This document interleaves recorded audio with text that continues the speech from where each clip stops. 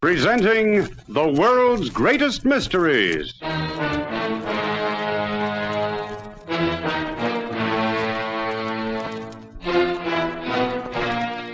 And now, your host. This is Basil Rathbone. Once again, it's my pleasure to bring you an intriguing story of mystery. Today again, we have as our storyteller the young American newspaper man whose home is Paris and whose beat is Europe. Europe, a continent full of all the ingredients, beloved by mystery writers, and yet in reality, twice as mysterious. Today's story is particularly full of suspense, and yet is founded on fact. Of course, the names have been changed, but little else. There's a well-known saying that truth is stranger than fiction. Our story today is not only stranger, but more thrilling, more full of suspense than anything fiction can offer. Come with me then on another journey to the places where only a man in search of adventure would travel. In a moment, our play begins.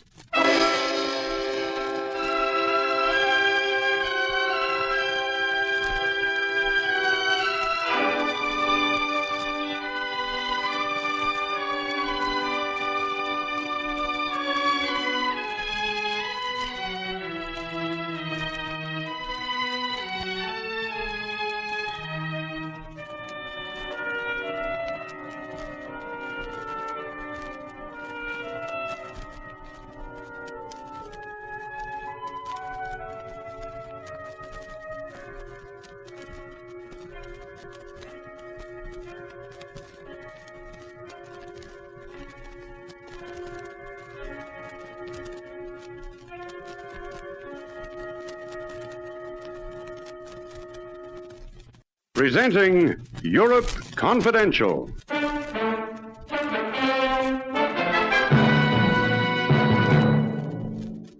Mr. Blake, I will be frank with you. There is much money invested in this race. If you are to win, it would prove embarrassing. Are you trying to threaten me? As I said before, I come as a friend with some good advice. And if I don't want it? Then my conscience would be clear, and anything that happens to you would be your own fault. Get out, Peppina, before I throw you out. Very well, Mr. Blake, as you wish. But consider what I have said. Consider carefully. Otherwise, today's race could well be your last.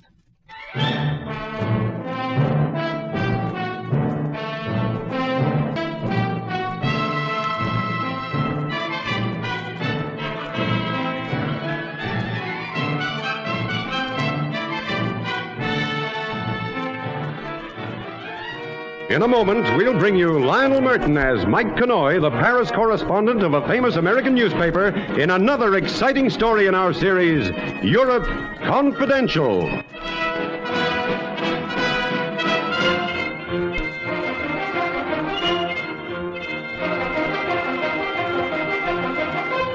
My name is Mike Canoy. I write a column called Europe Confidential for the Paris edition of a New York paper. One of the nicest spots I know in this part of the world is the town of Parlena in Italy. You've heard the name, of course. Parlena is where the big car race is held every August. Racing drivers from all over the world congregate there to risk their necks and their $30,000 racing cars for thrills, excitement, the honor, and a fat prize. And Mike Canoy goes, too, to lie in the sun, to drink good red wine, and, of course, to cover the race for the column. But who feels like work in a town like Parlena? The day before the big event, I wandered down to the pits in a half-hearted attempt to gather together a story or two from the drivers and their mechanics. And, as it sometimes happens, I met a guy I knew. Well, if it isn't Mike Maloney. Canoy, how are you, Rod? Oh, Canoy, of course. Put it there, old man. Long time no see, huh? Yes, when was it? Yes, Le Mans, 1953. Yeah, you came second, as I remember, but a close second. They tell me you're considered the favorite for tomorrow. Yes, so they tell me. It's a nice-looking car you've got, too. Oh, it's a work special, none better. And Joe's got the engine absolutely humming. Oh, you haven't met, have you? No, I don't think so. Mike Connoy, meet Joe Binks, the finest nursemaid a car ever had. All right. Watch it, Mr. Connoy. Hi, Joe. I guess I can quote you as saying you're confident of a win tomorrow. Not half. The other cars just won't be in it. You won't see number 11 for dust, Mr. Connoy. We hope. Oh, come off it, Chief. You're not still worrying about that flipping monkey, are you? Monkey? A blimmin' silver monkey on a piece of string. Well, I still don't get it. Well, laugh if you like, Mike, but I've lost my good luck charm. Do I sense a story? Oh, you'd better not, or I'd be the laughing stock of the racing world. But the fact remains that I've lost my talisman, or fetis, whatever you like to call it. And I feel darn uncomfortable about it. Yeah, but surely all this business... Hello, we got a visitor. Lynn Sakara. Your second favorite. Yeah, that's right. Good afternoon, Senor Blake. Hello, Sakara. Trying out the track? Just a practice run to stop me getting bored. I know every inch of the circuit. I know it like the back of my hand.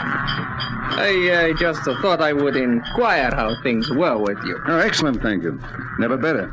I hadn't seen you for a day or two. Well, we've been occupied tuning up the engine. I never do much running about directly before a race. I like to save my energy. Well, some may think it a good plan, but this circuit can be very treacherous one, Senor. It can be a killer to one who is unfamiliar with it. Well, I've been over it several times. It didn't strike me as being terribly difficult. It is a far different matter when you are actually racing, as you know. Two drivers I knew very well met their death here at Palermo. Well, that's a risk we all take, Sakaro, in any track. No matter how well we know it. Yes, I suppose you are right. However, I felt it my duty to warn you, and now, Senor, I must go. And in case I don't see you before the race, good luck. Thank you, Sakaro. Same to you. So that's the famous Nim Sicaro, huh? Yes, my chief rival. A nasty bit of work if ever there was one. Well, pretty decent of him to warn you, though. Was it? Well, possibly I'm hypersensitive, but it sounded to me more like a threat. Threat? Oh, I suppose it's just me. I've got a nasty feeling about this race. And even the thought of 20,000 pounds prize doesn't make me feel any happier. And all because of a silver ruddy monkey. Yeah, come on, give, Rod. What's this all about? All right. Well, you see, when I was a lad, I used to race motorcycles. Half an hour before my first real race, I found a silver monkey lying in the dirt of the pit. I was probably off some girl's charm bracelet. Anyhow, as kids will, I picked it up, put it in my pocket, and decided there and then it would be my good luck charm. Well, I won the race. And after that, I never raced without it, even after I graduated to cars. You believe that this piece of metal has some sort of magic about it? No, of course I Well, don't. then why all Well, this the nonsense? charm, it gave me self-confidence. While it was hanging around my neck, I could take risks and know they'd pay off. You know, I could go that little bit faster, take that bend a fraction sharper. Yeah, but if you realize that it was all in your own mind, why, there's nothing to worry about. If you could do it with that monkey, you could still do it without. Oh, Mike, I'm afraid I can't. And for that reason, I'm going to pull out. I won't be racing tomorrow.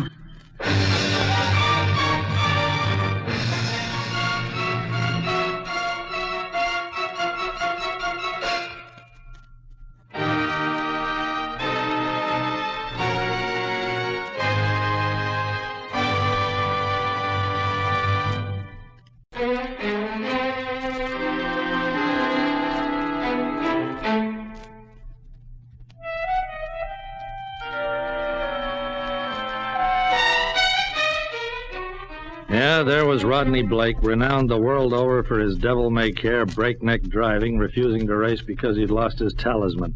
Can you beat it? Personally, I've no time whatsoever for this superstitious nonsense. I've walked under ladders, spilled salt by the cellar full, broken mirrors galore, and so far nothing's ever happened to me. Or has it? Well, Joe and I gave him a talking to. We tried to make him see reason. At the end of half an hour, we'd almost succeeded. I suppose you're right. At least I know you're right. I'd be a darn fool to pull over. But even so, If you didn't race tomorrow and the reason got around, as these things do, why, you'd never live it down, Chief. But at least I'd be alive. Look, isn't there an easier way out of this? Well, like what? Well, let's look for the monkey. Where do you think you lost it? That's the trouble. I don't know.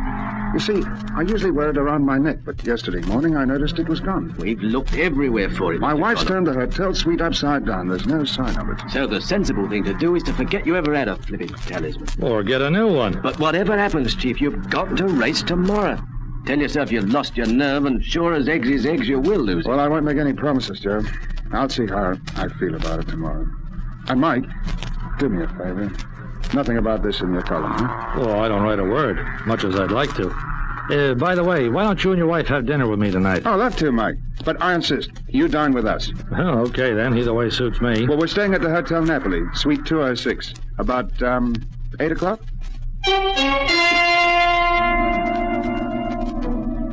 I'd never met Rod's wife before, but Janet Blake was a honey. She had the kind of blonde hair you can't get from a bottle, a pair of wide blue eyes, and more curves than a scenic railway. She was very concerned about her husband's welfare. No, Rod, I don't want you to race tomorrow, and that's final. If you drive feeling that you're going to have an accident, chances are you will. And I don't want to be widowed, darling. Oh, just as I'd talked him into it. I seem to be getting just more confused. One part of me says 20,000 pounds prize money, and boy, do you need it. And the other part of me says the only thing you'll win is a broken neck. Oh, we don't need the money all that badly, darling. Don't we? Have you seen my bank balance lately? Janet, are you sure you look everywhere? I've done everything but tear the carpets up. I've mentioned it to the hotel staff, told them we'll pay a reward, but no luck. Oh, I wish I'd never found that darn thing in the first place. Well, if you hadn't, you probably would have placed your faith in something else. A lucky shilling, lock of your mother's hair, a rabbit's foot. You know, the funny part is that anything can give you confidence, just so long as you believe in it.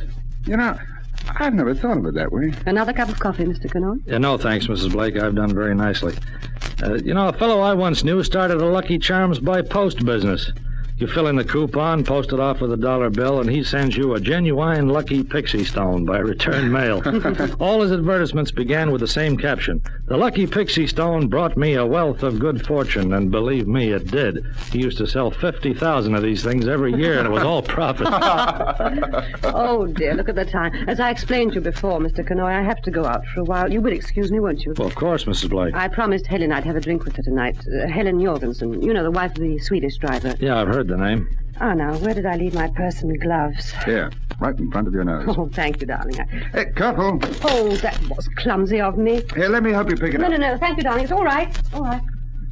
I don't know where you find the most odds and ends, in a man's pockets or a woman's purse. There, and now I must rush. Goodbye, Mr. Canoy. It's been so nice meeting you. Perhaps we'll see you tomorrow. We can watch the race together, all three of us. Yes. Good night, Mrs. Blake. Bye, darling. Be back in an hour or so. All right, Pet.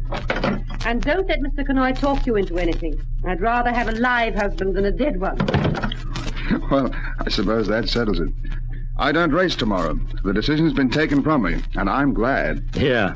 Rod, will you pardon me if I leave now? I just suddenly remembered I'm supposed to phone my editor in Paris with some sort of a story. Oh, you can do it from here if you like. Well, thanks. No, I've got to write it out first, so I better go back to my hotel. Anyhow, thanks for having me. I'll see you tomorrow sometime.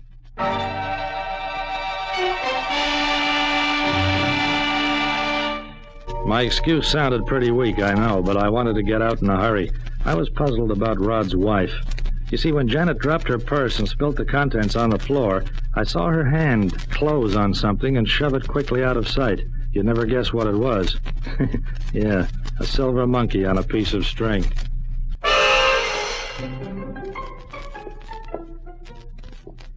When I came out of the hotel, Janet was way down the street, almost out of sight in the dark and walking fast. I followed. After 15 minutes, she stopped outside a 3-story apartment house. I watched, without any qualms. She pressed a dainty finger on the bell, and who should open the door and take her in his arms but Nim Sicaro?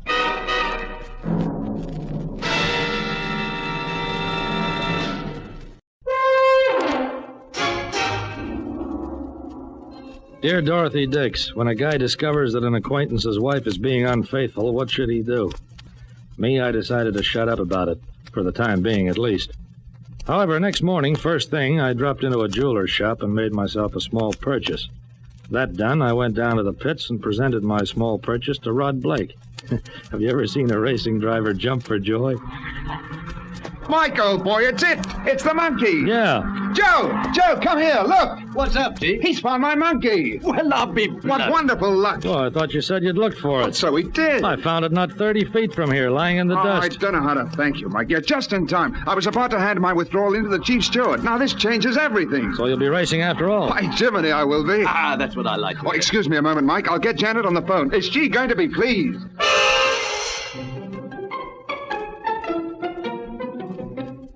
As the time for the race drew nearer, Rod and his team of mechanics fussed around the car like a bunch of happy kids on Christmas morning.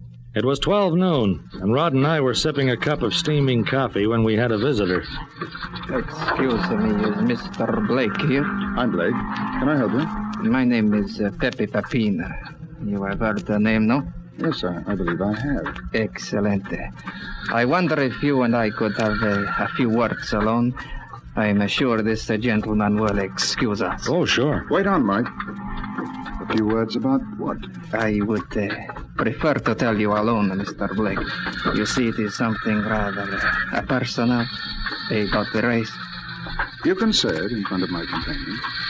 Very well. First, Mr. Blake, let me say that I come as a friend, as you possibly know. I and many of my acquaintances make our living from speculation. Pepina, of course. This guy's one of the biggest gamblers in Europe. Thank you. Mr. Blake, there is much money invested in the race this afternoon. And? Frankly, Mr. Blake, it would be embarrassing were you to win. Knowing how ruthless my colleagues can be, I felt it was my duty to come here today and warn. Are you trying to threaten me? Not at all, Mr. Blake. It is not I who threaten. Why, that would be a criminal offense, would it not? I come here simply as a friend with some good advice. And if I don't want it? Then my conscience is clear. And anything that should happen to you would be your own fault. Get out of here, Peppina, or I'll personally throw you out. Very well, Mr. Blake. As you wish. But consider what I have said. Consider it carefully.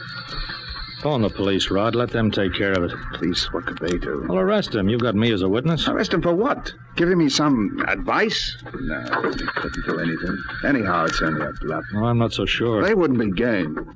Besides, what could happen to me? I'll be wearing my silver monkey.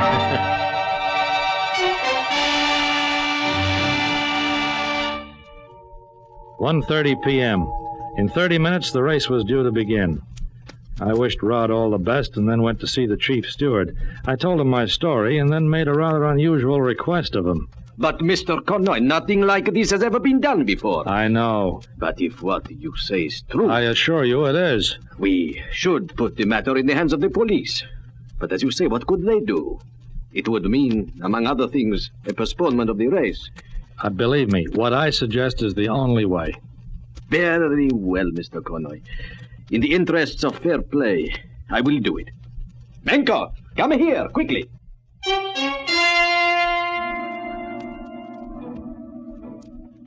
I walked back through the crowd until I was in a position where I could see the entrance to the pits. The cars were being driven slowly into their starting positions along the track.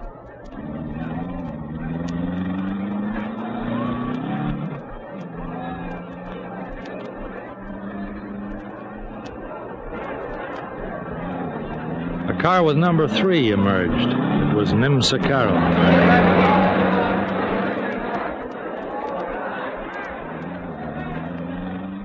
Then a few moments later, the other car came out, number 11, Rod Blake. I could see Rod waving goodbye to Janet. I waited no longer. I walked to the back entrance to the pits and stood in the crowd. A few seconds later, Janet Blake hurried out, and I followed her.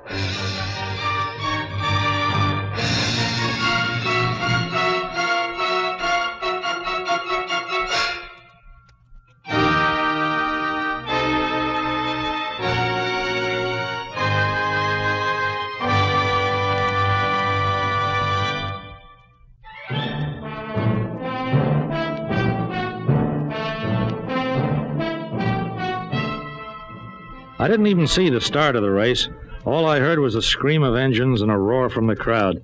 I was busy trailing Janet Blake for the second time in 24 hours. She was walking towards the west end of the track, some 2 miles away. There were hardly any spectators up this end, hardly anybody except Janet trudging through the long grass and me following. She disappeared over a small hill. I walked to the top and found myself peering into the wrong end of a .30-30 rifle. It was Pepe Pepina. Put up your hands. Surprise, surprise, Mr. Canoy. Oh, not so much of a surprise, Mrs. Blake.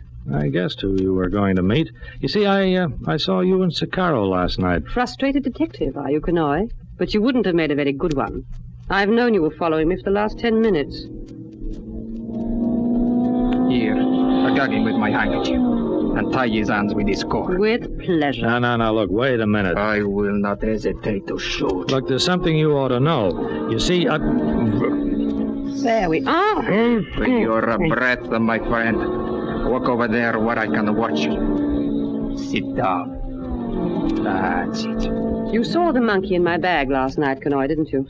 I thought I got it out of sight in time, but apparently I didn't. Yes, you're right. I stole it in an attempt to stop Rodney racing today. And it would have worked if you hadn't given him that phony one this morning. I know you can buy them easily enough. Now we may have to cause an accident, and it'll be all your doing. There he goes. Number 11. And there's Nim, right behind him. 24 more laps to go. And if dear Rodney's still leading on the last lap, he'll have the smash of his life. And all the good luck charms in the world won't save him.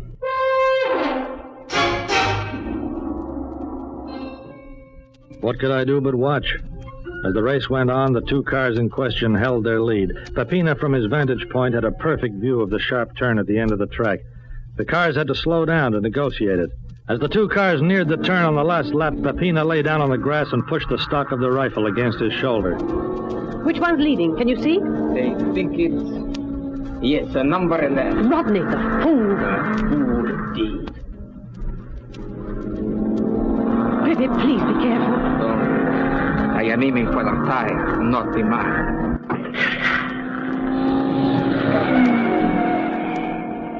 The car zigzagged along the track as the driver fought to regain control, but Pepina's bullet had done its job. The car veered into the safety fence with a sickening crash and burst into flame.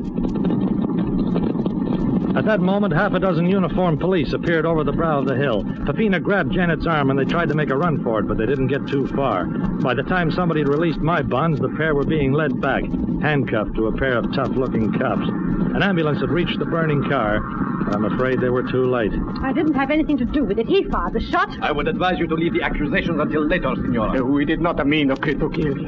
Nevertheless, Nim Secaro is dead. Nim? No, you're making a mistake. He's in car 3. No, Senora. At the last minute, the stewards had the numbers of the 2 cars changed. Number 3 became a number 11, and number 11 became a number 3. That is Nim Secaro who lies dead in that car, not your husband.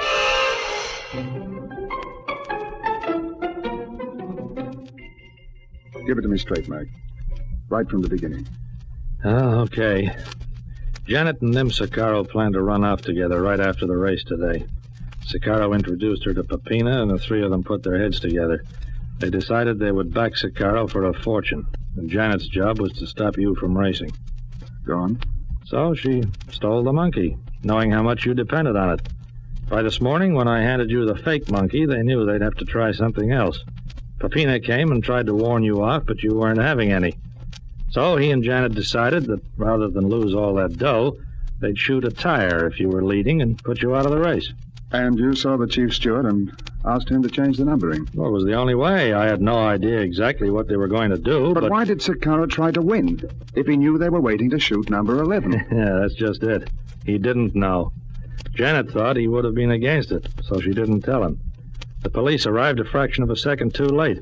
Unknown to me, the chief steward rang the police immediately I left, had me followed. But they lost sight of me as I was following Janet, and by the time they found us... I see. Well, Mike, thanks for saving my life. Rod, I'm sorry about Janet. Yes, I can still hardly believe it. I suppose you never can tell with a woman. I'll get over it, I expect. In time.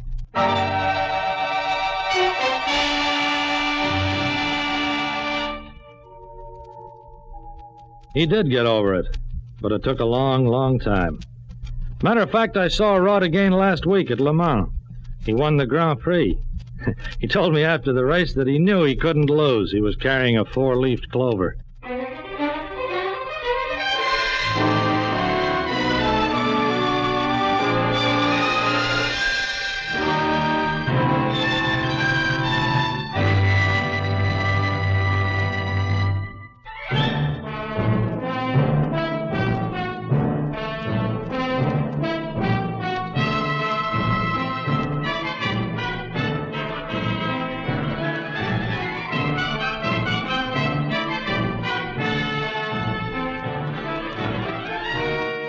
You have been listening to Lionel Merton as Mike Connoy in another exciting episode in the series Europe Confidential.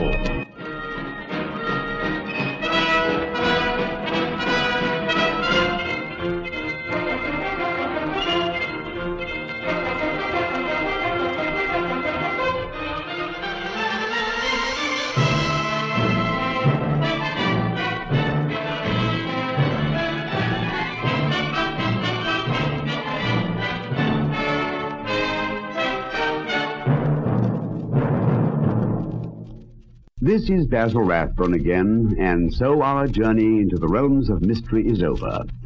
Soon, however, I'll be back with more of these tales of mystery which I know we all enjoy so much. Well, goodbye now till we meet again to listen to another of the world's greatest mysteries.